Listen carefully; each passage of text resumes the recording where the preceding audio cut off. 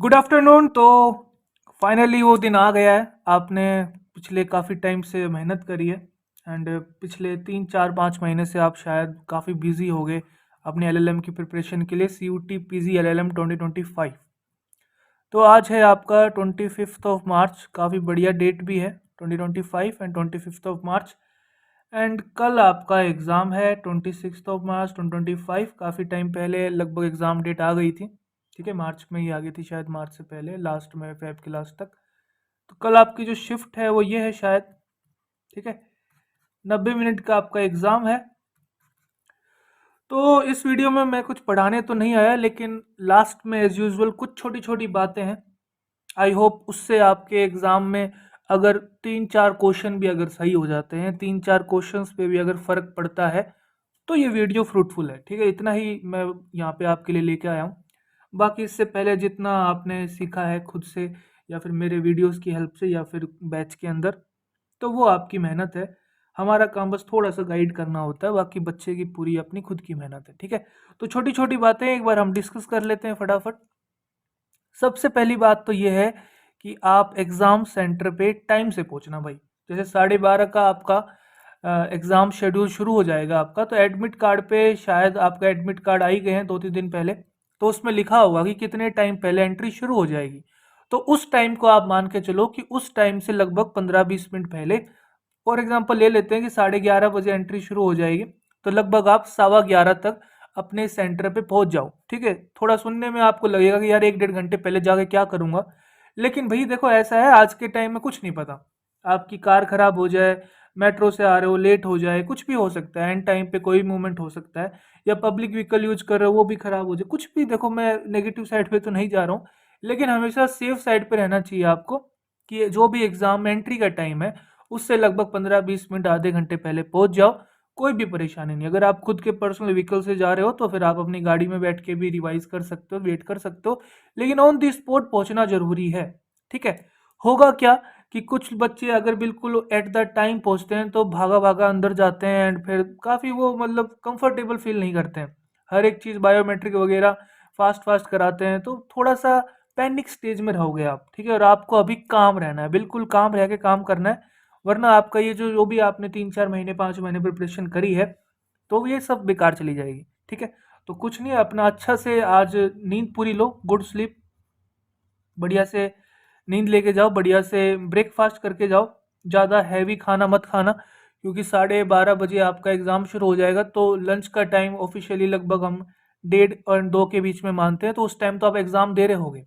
ठीक है, तो हल्का सा कुछ खा के जाना। एंड अभी गर्मी बढ़ गई है, क्योंकि राजस्थान में तो कल मैंने देखा है 41 42 टेम्परेचर टच कर गया है, एंड दिल्ली एनसीआर में अगर हम बात करें तो लगभग 35 38 टेम्परेचर आपको मिलेगा।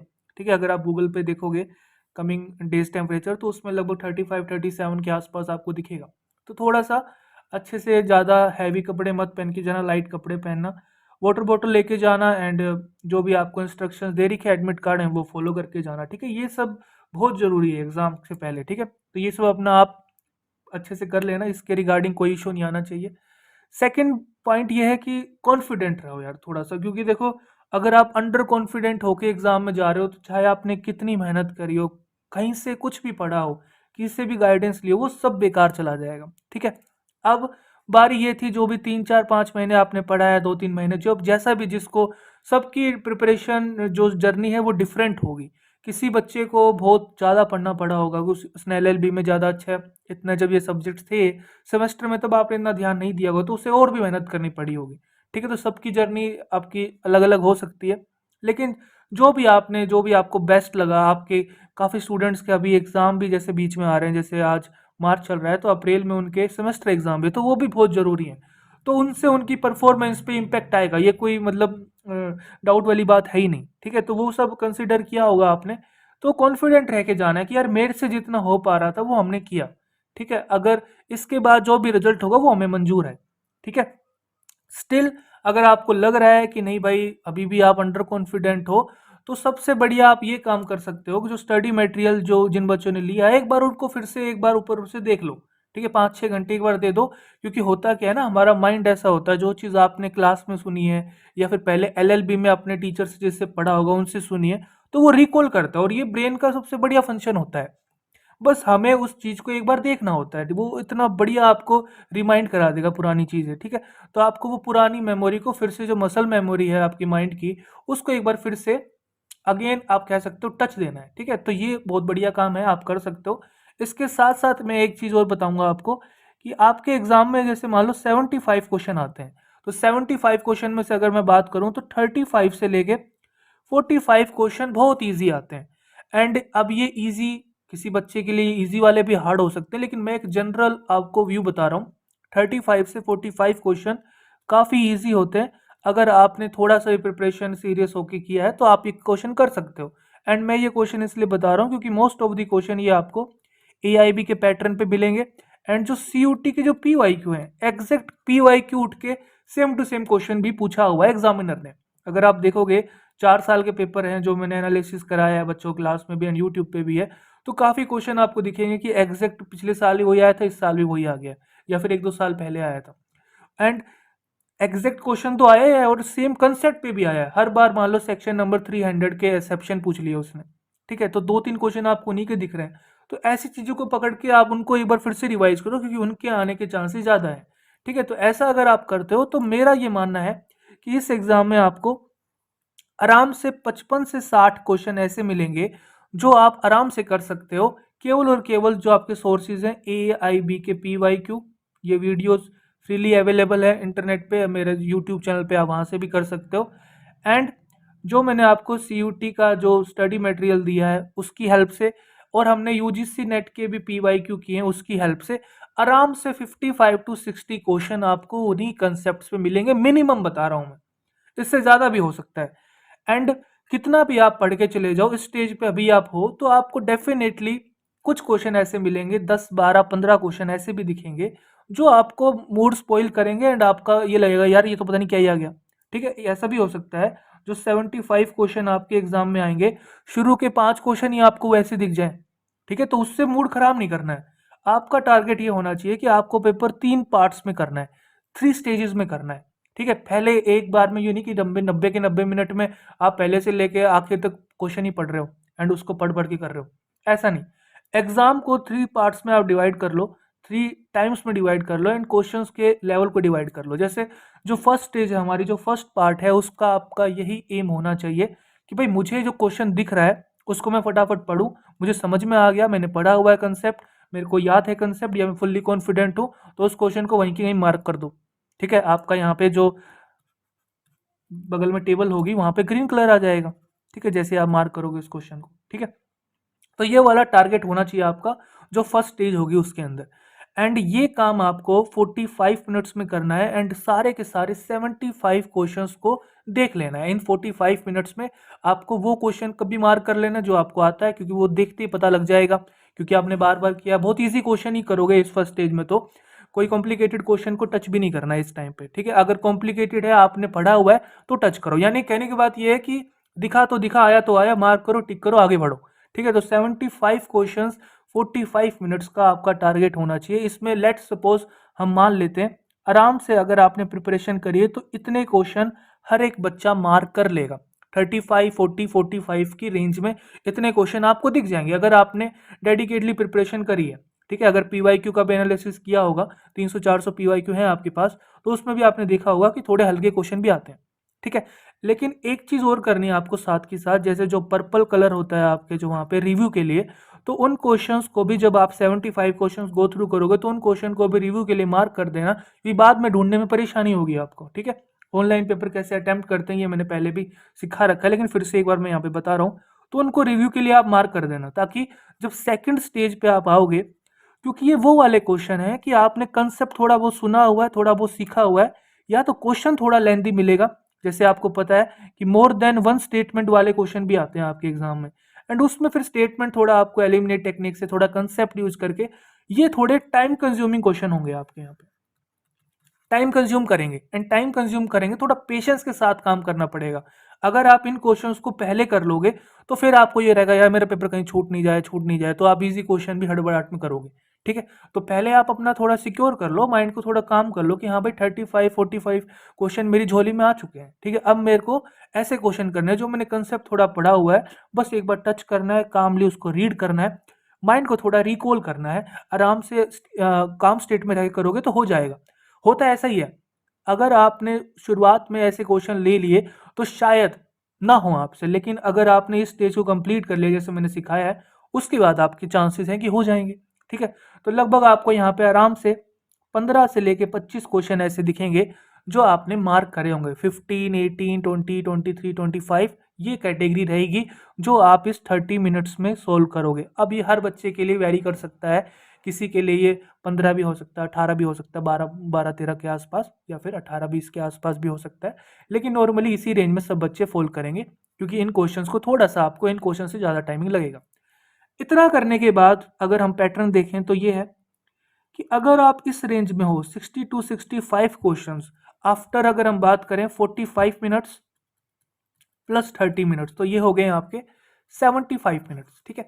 तो 75 मिनट्स हो गए हैं आपके एग्जाम को, एंड अगर आपने 60 टू 65 क्वेश्चंस को मार्क कर दिया है, यानी ग्रीन कलर आपका उन क्वेश्चंस पे शो हो गया है, तो कहीं ना कहीं आप देखो कंफर्टेबल साइड पे हो। अगर हम बात करें तो आपका टारगेट डीयू के लिए, बीएचयू के लिए कितना होना चाहिए? डीयू बीएचयू के लिए अगर आप जनरल कैंडिडेट्स हो, मैं उनकी बात कर रहा हूँ, 195, 190 एंड 200 इसके बीच में आप हो तो बहुत ज़्यादा चांसेस हैं कि आपको कोई भी दिक्कत नहीं आने वाली, या तो पहली कट ऑफ में या फिर थर्ड कट ऑफ तक 190 प्लस वालों का, 195 200 टच वालों का हो जाएगा, एंड 200 प्लस वालों का तो कहना ही नहीं है, उनका तो श्योर श्योर है, होएगा ही होएगा। ठीक है, बात कर लेते हैं बीबीयू की। बीबीयू भी काफ़ी रेप्यूटेड कॉलेज है आपका, तो इसमें अगर आप जस्ट इससे पहले आप LLM 2024 ही कट ऑफ देखोगे तो उसमें भी जनरल का आप देखोगे, इस बार बीबीयू में कम एडमिशन लिए बच्चों ने, क्योंकि कट ऑफ क्योंकि वेरी कर जाती है। तो यहाँ पे अगर आप देखोगे तो जनरल में हो तो आप 175 180 4/5 कट ऑफ तक हो जाता है यहाँ पे भी, ठीक है? 175 180 तक भी बच्चों का हुआ है, इवन इससे भी कम में हुआ है, लेकिन 180 175 के आसपास अगर आपने टच किया तो आपका बीबीयू भी हो जाएगा। तो टारगेट यही रखना है कि कम से कम नेगेटिव साइड पे रहना है। 60 टू 65 क्वेश्चन आपके हो गए हैं, लेट्स सपोज इसमें आपके 50 सही हैं, ठीक है? अगर आपने 60 अटेम्प्ट करे हैं तो आपके 50 सही हैं, एंड अगर आपने 65 अटेम्प्ट किए हैं तो 55 सही हैं, हम ये मान के चल लेते हैं। तो 50 अगर हम 4 क्वेश्चन के 4 मार्क्स के हिसाब से करें तो 200 मार्क्स हो गए, एंड माइनस में आप 10 कर लो, 190 हो गए। डीयू के चांसेस हैं, बन गए भाई चांसेस, मान के चलो थर्ड फोर्थ लिस्ट में हो जाएगा, ठीक है? एंड अगर हम इनकी बात करें तो 55, ये आपका 20 नंबर और जोड़ लो, 220 हो गए, एंड माइनस में 10 कर दो नेगेटिव मार्किंग, तो ये कितना होगा 210। इनका तो कोई रोक ही नहीं सकता। अब आप सोचो कि क्या आपको परेशानी आई उन क्वेश्चंस में जो भाई 12-15 क्वेश्चन हार्ड आने ही आने, कुछ भी कर लो आपको ऐसे क्वेश्चन दिखेंगे दिखेंगे, इससे ज़्यादा भी हो सकते हैं, लेकिन 12-15-17 के आसपास आपको दिखेंगे। इन क्वेश्चन को अगर आप टच भी ना करो तो आपका एग्जाम कितना स्मूथली निकल रहा है। बच्चे क्या करेंगे कि इन क्वेश्चंस को देख के परेशान हो जाएंगे, क्योंकि एग्जामिनर आपको बोलेगा तो सर ही नहीं कि यह वही हार्ड क्वेश्चन है, ये आप बाद में करना, या फिर किसी के अगर जैसे क्योंकि आजकल ऑनलाइन पेपर होता है तो शफलिंग के पेपर आप देखोगे मिलेगा, किसी का पहला क्वेश्चन कुछ है, किसी का कुछ है, किसी का कुछ है, तो किसी का क्या पता पहला क्वेश्चन हार्ड वाला आ जाए, किसी का ईजी वाला आ जाए, किसी का मॉडरेट वाला आ जाए, ये बिल्कुल आपकी किस्मत पर डिपेंड करेगा। लेकिन अपने माइंड को इस तरीके से ट्रेन करके जाना है कि भैया ऐसे क्वेश्चन तो मुझे दिखेंगे, ऐसे क्वेश्चन दिखेंगे तो हमारा मूड खराब नहीं होना चाहिए, बस मूड को चिल रखना है, मस्त रखना है, ठीक है? गर्मी का टाइम है, फ्रस्ट्रेट नहीं होना है, ठीक है? वहाँ पे आपको कोई एसी वेसी भी नहीं मिलता है, मोस्टली टीसीएस एग्जाम कंडक्ट करवाती है, ठीक है? तो सिंपल सा आपको फैन वैन मिलता है जो बच्चे फर्स्ट टाइम अपीयर हो रहे हैं, तो ज़्यादा आपका वो इन्वायरमेंट को लेके भी परेशान नहीं होना है। ये सब पहले से प्रिपेयर होके जाना है कि हमें ऐसी कंडीशंस मिलेंगी, ठीक है? लास्ट में अगर आप चाहो, अगर आपका मन ललचा ही रहा है तो फिर भी आप 4-5 क्वेश्चन में रिस्क ले सकते हो जो आपके लास्ट के 15 मिनट्स हैं। अब अब या तो ये 15 मिनट को आप इस इन क्वेश्चंस के लिए यूज कर लो जो थोड़े से डिफिकल्ट साइड पे हैं, 12 से 15-17 क्वेश्चन है, या फिर आप ये भी कर सकते हो, जैसे यहाँ पे मैंने 45 मिनट्स लिए हैं, यहाँ पे 30 मिनट्स लिए हैं, कुछ बच्चे थोड़े स्पीड में अगर स्लो भी हैं तो आप यहाँ पे थोड़ा टाइम बढ़ा लो, 5 से 10 मिनट यहाँ बढ़ा लो, 5 से 10 मिनट यहाँ बढ़ा लो, ठीक है? 15 मिनट को 2 में डिवाइड कर दो, 7.5, ठीक है? 10 मिनट यहाँ बढ़ा लो, 5 मिनट यहाँ बढ़ा लो, ठीक है? तो ये आप सेकंड स्टेज 35 मिनट में कर लेना, फर्स्ट स्टेज आप 55 मिनट में कर लेना, इससे ज़्यादा कुछ नहीं है। एंड जो 12-15-17 क्वेश्चन है उनको आप छूना ही मत, ठीक है? अगर आप बिल्कुल ही चाहते हो कि जितना मेरा एफिशिएंसी रेट है कि भाई जितने आपने अटेम्प्ट करे हैं उसमें ज़्यादा से ज़्यादा एफिशिएंसी हो, नेगेटिव मार्किंग ना हो, ठीक है, तो आप ऐसे भी कर सकते हो, ये मैंने आपको एक रफली आइडिया दे दिया।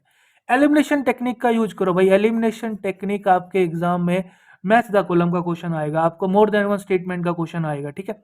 इतना ज़्यादा यूज होता है कि ऑप्शन में आप ये देखो कि किसका आंसर नहीं होगा या क्या मुझे पता है, उससे मैं पहले वो चीज़ को एलिमिनेट कर दूं। जैसे ही आपने दो ऑप्शन एलिमिनेट किए, उन क्वेश्चंस को तो 100% आपको अटेम्प्ट करना है, मार्क करना है, क्योंकि तीन ऑप्शन एलिमिनेट कर दिए फिर तो आपका आंसर आ ही गया, कहने की जरूरत है ही नहीं। अगर आप किसी क्वेश्चन में एक भी ऑप्शन एलिमिनेट नहीं कर पा रहे हो तो उस क्वेश्चन को अटेम्प्ट मत करो, फिर तो वो ये होगा कि अंधेरे में तीर चलाना, फिर तो आप तुक्का ही मार रहे हो।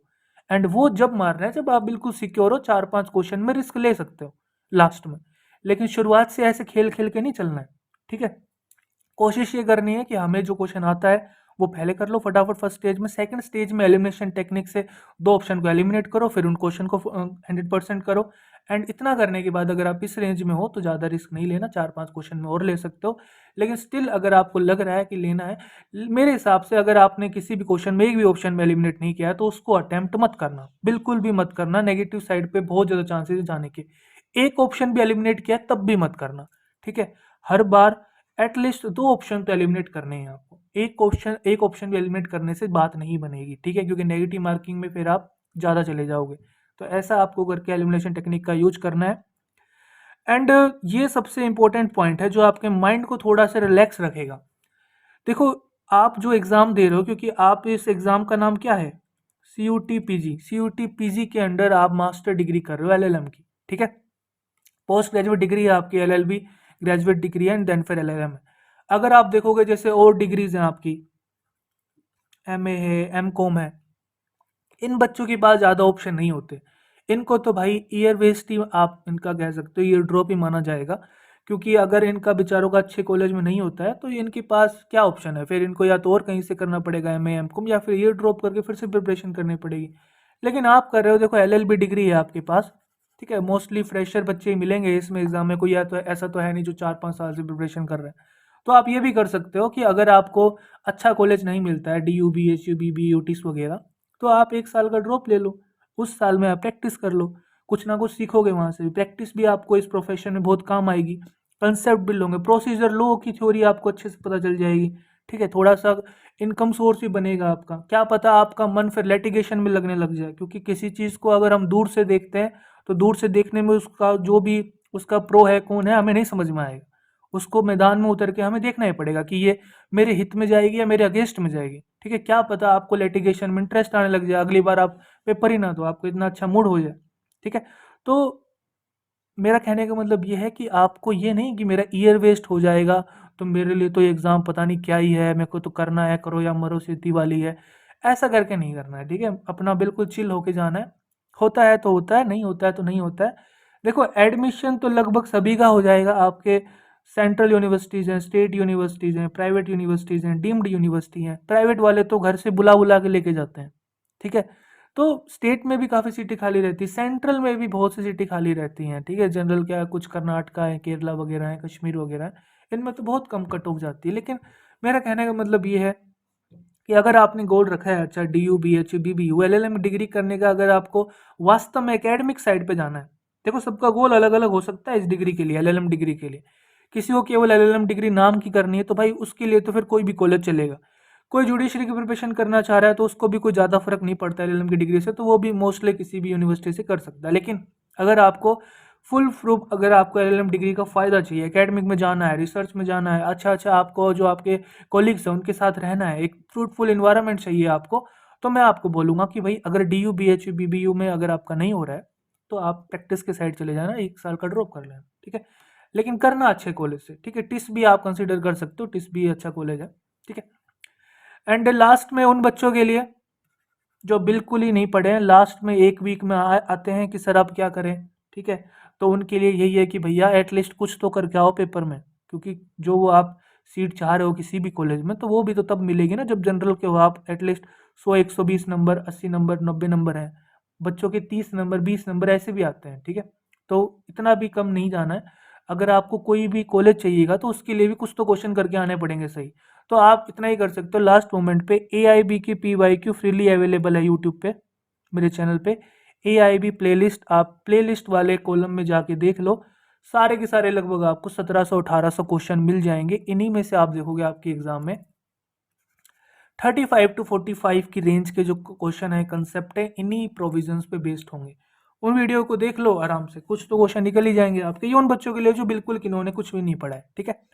अब एक बार मैं थोड़ा सा आपको बता देता हूँ कि एग्जाम के अंदर किन किन सब्जेक्ट्स के क्वेश्चंस में आपको थोड़ी डिफिकल्टी आ सकती है। जैसे ये वाला पॉइंट है, वही हम डिस्कस कर रहे हैं अभी, कि किसी भी सब्जेक्ट को ईगो पे नहीं लेना है, ठीक है। Don't take any subject question on ego, there may be hard question on easy subjects और easy question on hard subject.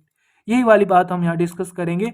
जब आपने प्रिपरेशन करी तो हर एक बच्चे के लिए कोई सब्जेक्ट की जो फिलोसफी है वो अलग अलग हो सकती है। किसी को भाई कंपटीशन एक्ट बहुत अच्छा लगता है, जैसे क्लास में प्रैक्टिस करा रहा था एक स्टूडेंट के, कंपटीशन एक्ट के उस दिन सारे क्वेश्चन सही थे। किसी का भाई बहुत डर लगता है, किसी का एक दो ही सही था, ठीक है। तो वो मैंने एक फीलिंग देखी कि किसी का तो बहुत स्ट्रॉन्ग है, किसी का बहुत वीक है। तो ऐसे कुछ सब्जेक्ट्स होते हैं, जैसे ग्रीन कलर में आप देख रहे हो तो ये ऑप्शनल सब्जेक्ट्स हैं। तो अगर जो ऑप्शनल सब्जेक्ट आपने LLB में नहीं पढ़ा है एंड आपने कोचिंग भी नहीं ली है, तो कोई मटेरियल भी उसके लिए प्रिपेयर नहीं किया, तो वो तो डेफिनेट सी बात है आपको ऊपर से हवा जाएगी। लेकिन स्टिल आप क्या कर सकते हो, PYQ देख लो कैसा क्वेश्चन आ रहा है, लेकिन मुझे नहीं लगता शायद आपने प्रिपेयर किया होगा। तो किसी को सब्जेक्ट को ईगो पे नहीं लेना है भाई। मान लो किसी ने फैमिली लॉ में बहुत ज़्यादा टाइम इन्वेस्ट किया है एंड आपके कॉलेज में नाम है भाई फैमिली लॉ इस बच्चे का बहुत स्ट्रॉन्ग है, एंड जरूरी नहीं कि एग्जाम में आपको फैमिली लॉ का इजी क्वेश्चन दिख जाए। वो ईगो पे नहीं लेना है किसी चीज़ को, ठीक है। आपके लिए हर क्वेश्चन का सेम मार्क्स है +4, ठीक है। तो आप चाहे जूरिस्प्रूडेंस का क्वेश्चन करो, चाहे PL का क्वेश्चन करो, चाहे आप इंटरप्रिटेशन स्टैट्यूट का करो, कंपटीशन एक्ट का करो, सबके लिए 4 नंबर है। ईगो पे नहीं लेना है, टाइम वेस्ट नहीं करना है। अगर हम थोड़ा थोड़ा देखें तो इनमें से जूरिस्प्रूडेंस के क्वेश्चन ईजी आते हैं, ज़्यादा आपको तकलीफ नहीं होगी। मोस्टली आपको PYQ या फिर जो रेप्यूटेड क्वेश्चन चले आ रहे हैं वही पूछता है।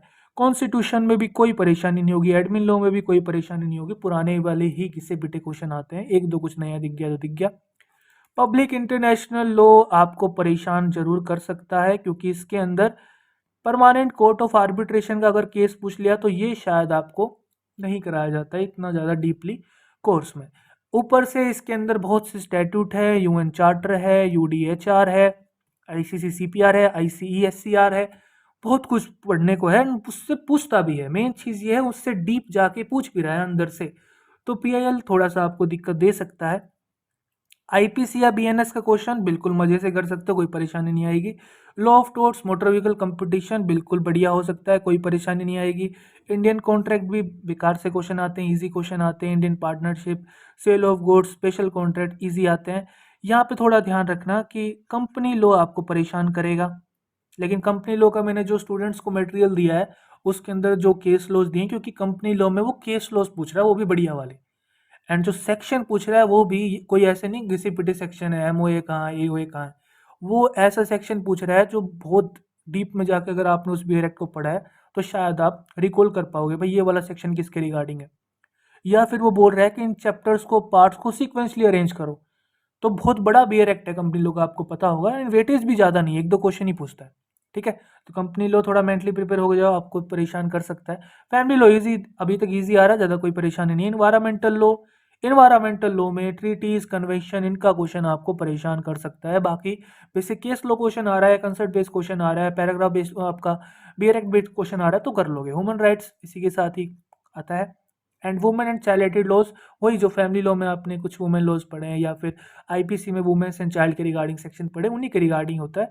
कई बार जैसे करंट अफेयर पे सैरोगेसी के रिगार्डिंग क्वेश्चन आया था 2022 में या 23 में, तो करंट अफेयर का भी कई बार कोई एंगल ले लेता है इसके अंदर, ठीक है।